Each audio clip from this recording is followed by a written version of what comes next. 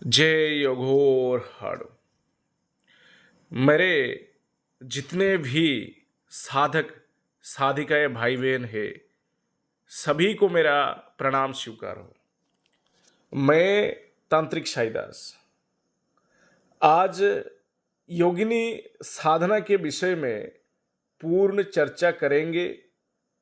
ये पद्मिनी योगिनी साधना की द्वितीय भाग है। काफ़ी ज़्यादा व्हाट्सएप में मैसेज आया हमारे पास कि गुरुजी जल्द ही द्वितीय भाग लाइए।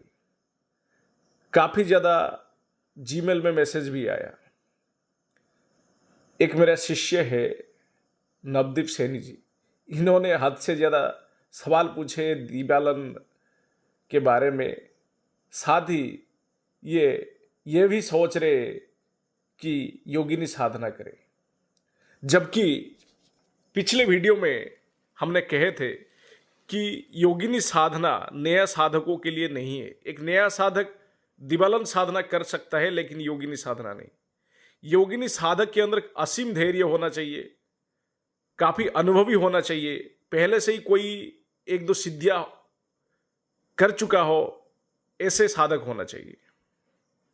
जैसे कि हमने शुरुआत में कहे थे, ये माता आदिशक्ति के अंश विशेष है। इनके पास जो शक्तियां है योगिनी के पास 64 योगिनी के पास अलग अलग शक्तियां है। सबके शक्ति एक जैसा नहीं होता है, सबके पास अलग अलग तरह की जादुई शक्ति है। किसी के पास आकर्षण शक्ति है, तो किसी के पास मोहित करने की शक्ति है, तो किसी के पास मारण की शक्ति है। ऐसे कई अनेकों शक्तियां हैं। जैसे कि मैंने पिछले वीडियो में कहा था, योगिनी काफी ताकतवर होते हैं। इनके पास माता आदिशक्ति का ही शक्ति आशीर्वाद होता है। इनके निर्माण असुरों की विनाश के लिए किया गया था। सबको याद है, जब रक्त बीज की तांडव मचा रखा था, माता आदिशक्ति उसकी खून को पीने के लिए अपनी अंश से अनेकों योगिनी की निर्माण किए थे। उनमें से मुख्य है 64 योगिनी। ये राक्षसों की संहार के लिए इनका निर्माण किया गया था। तो योगिनी साधना से पूर्व माता आदिशक्ति का आशीर्वाद होना चाहिए साधक के ऊपर, तभी ये सिद्धि मिलता है। अब बात करते हैं योगिनी साधना की कई सारे लाभ। पिछले वीडियो में हमने आप सबको बताए थे कि अगर इनको माता के रूप में सिद्ध किया जाए तो साधक को अनेकों प्रकार मनोहर द्रव्य, सुख सुविधा और आजीवन पुत्र के रूप में पालती है। वहीं बहन के रूप में सिद्ध करने से विभिन्न प्रकार के वस्त्र द्रव्य प्रदान करती है तथा दिव्य कन्याएं देती है। वहीं पत्नी रूप में हर तरह का सुख प्रदान करती है। जो एक पत्नी के अपने पति से, मतलब एक पति को अपने पत्नी से अपेक्षा रहता है, हर तरीके का सुख, धन दौलत, मान सम्मान, प्रतिष्ठा सब कुछ देती है। 100 यक्षिणी को मिला लिया जाए तो एक योगिनी भी उससे ज्यादा ताकतवर होगा। इतना शक्ति होती है योगिनी के पास। हजारों अनगिनत लाभ है योगिनी साधना के, और ये पद्मिनी योगिनी साधना उनमें से ताकतवर योगिनी है। पद्मिनी योगिनी साधना के अनेकों लाभ है, उनमें से कुछ लाभ मैं बता देता हूं। तंत्र विद्या ये सिखाता है अपने साधक को। कई बार ऐसा भी देखा गया है, पद्मिनी योगिनी अपने साधक को वरदान के स्वरूप कोई भी एक शक्ति प्रदान कर देती है, चाहे वह आकर्षण की शक्ति हो, चाहे और कोई शक्ति हो। हर एक विद्याओं में अपने साधक को यह पारंगत बना देता है। जादुई तरीके से इंसानों को यह ठीक कर देती है। अपने साधक को कोई भी बीमारी, कोई भी परेशानी सामने पास आने नहीं देता है। दुश्मन तो कोसों दूर भागते हैं अपने साधक से, योगिनी के साधक से।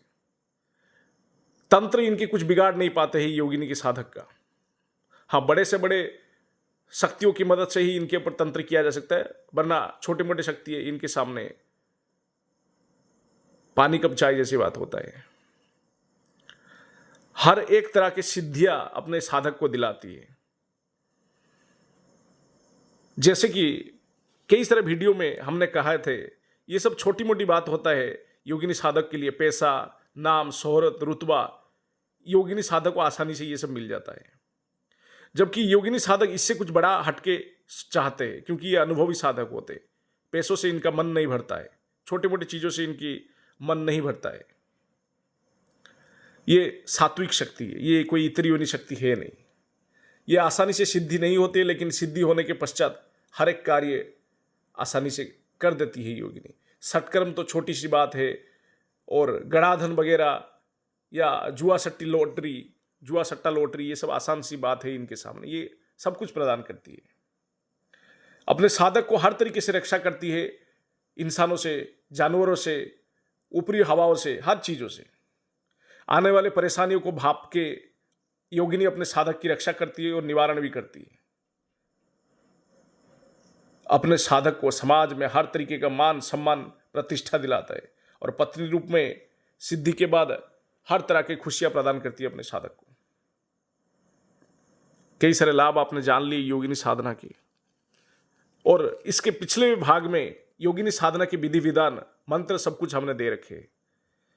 गुरु आज्ञा से, गुरु से जुड़कर ये साधना करिएगा। अभी कुछ सवालों के जवाब दे देते हैं।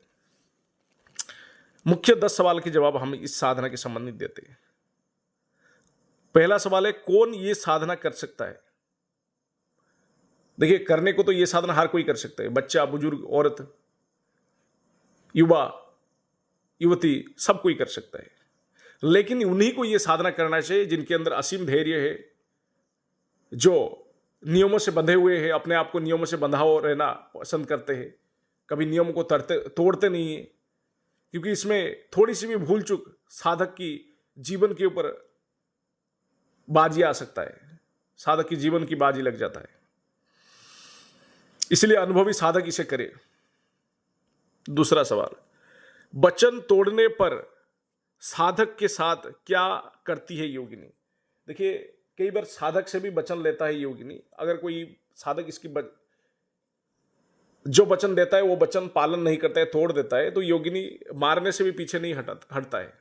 मान लो आपने योगिनी को पत्नी रूप में सिद्ध किए हो, फिर किसी दूसरे औरत की ओर आकर्षित हो जाते हो, उसके साथ संभोग करते हो या गलत काम कर लेते हो, तो आपको योगिनी छोड़ेगा नहीं, माफ नहीं करेगा। और योगिनी को रोकने वाले शक्ति बहुत ही कम होते हैं। हम महाकाल है, महाकाली है, देवी शक्ति है, तो वो रख सकते हैं, मुक्ति बच जाओगे आप। बाकी छोटे मोटे कोई भी शक्ति योगिनी को हरा नहीं सकता है। इसलिए सोच समझ के ऐसी साधना ही करना चाहिए।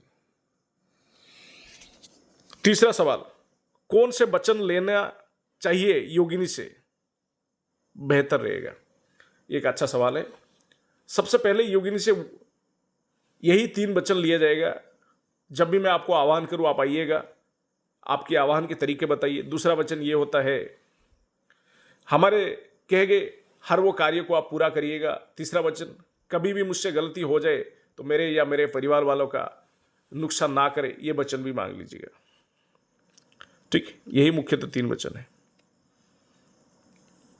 बदले में योगिनी भी वचन लेता है साधक से, तो सोच समझ के वचन दीजिएगा।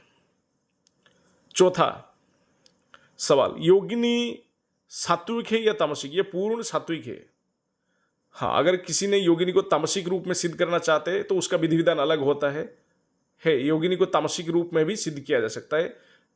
ठीक है, वैसे ये सात्विक भी है। हमने जो विधि दे रखी है ये सात्विक विधि है। पांचवा सवाल है, ये कौन से रूप में साधक के सामने आता है? अच्छा, ये सौम्य रूप में आता है। मैंने जो विधि दे रखा हूं पद्मिनी योगिनी का, ये सौम्य रूप में आता है। सुंदर मोहक रूप में, गभा में गजरा लगाए हुए, शरीर सुगंधित है,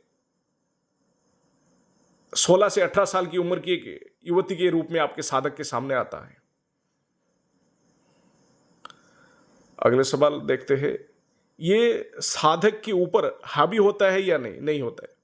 ये कभी भी, योगिनियां कभी ऐसे पिशाचिनियों जैसे काम नहीं करते। पिशाचिनियां अक्सर, प्रेतनी अक्सर साधक के ऊपर हावी होते हैं, लेकिन ये नहीं होता है। ये सात्विक शक्ति है। इनकी जो ऊर्जा है माता आदिशक्ति का है। ठीक है, अगला सवाल पे ध्यान देते हैं। योगिनी सामने आने पर क्या करना चाहिए? देखिए, ये एक अच्छा सवाल पूछे। पहले से ही आप अगर पत्नी रूप में सिद्ध करना है तो 2 हार तैयार रखिएगा। अगर आप इसे माता बहन के रूप में सिद्ध करते हो तो चंदन और पुष्प की पानी तैयार करके रखिएगा, उसे अर्घ्य देना है, जिसे योगिनी प्रसन्न होके आपकी इच्छा मुताबिक वचन दे और आपसे वचन कम ले। वचन जरूर ले तभी योगिनी के साथ रहिए, वरना मत रहिए। 8वां सवाल है, ये साधना में कौन से कवच अच्छा रहेगा? देखिए, सुरक्षा के लिए ये साधना में आप माता आदिशक्ति का, दुर्गा का, भगवती का कवच लगा सकते हो, या तो आप कालिके के साधक हो तो माता कालिके के कवच इस्तेमाल कर सकते हो सुरक्षा के रूप में, अच्छा रहता है। 9वें सवाल, ये साधना में विनियोग या न्यास या आकर्षण यंत्र जरूरी है? नहीं है। मैंने जो विधि आपको अभी दिए रखा हूं 30 दिन का, इस विधि में आपको किसी भी तरीके का यंत्र, किसी भी तरीके का आकर्षण मंत्र या किसी भी तरीके का विनियोग या न्यास, चाहे वो करण न्यास, ऋष्यादि न्यास, कोई भी छंद न्यास, ये सब की जरूरत नहीं है। मैंने बहुत ही आसान और सौम्य तरीके से ये साधना दे रखा हूं आपको, ठीक है, और ये पुरातन विद्याओं के अंतर्गत भी आता है। आखिरी सवाल का जवाब देंगे, ये साधना में कौन सी माला अच्छा रहेगा और कौन से दिन उपयुक्त रहेगा? तो सबसे पहले पिछले वीडियो में हमने बता रखे थे, ये साधना में 2 तरीके का माला का इस्तेमाल किया जा सकता है। पहला है लाल चंदन, दूसरा है रुद्राक्ष। जो आपको सुविधा में मिल जाता है ओरिजिनल माला, उसका आप इस्तेमाल करिएगा। कौन से दिन अच्छा रहेगा? पूर्णिमा, हर महीने में एक बार पूर्णिमा आता है, तो पूर्णिमा से शुरू कर लीजिए, ठीक है।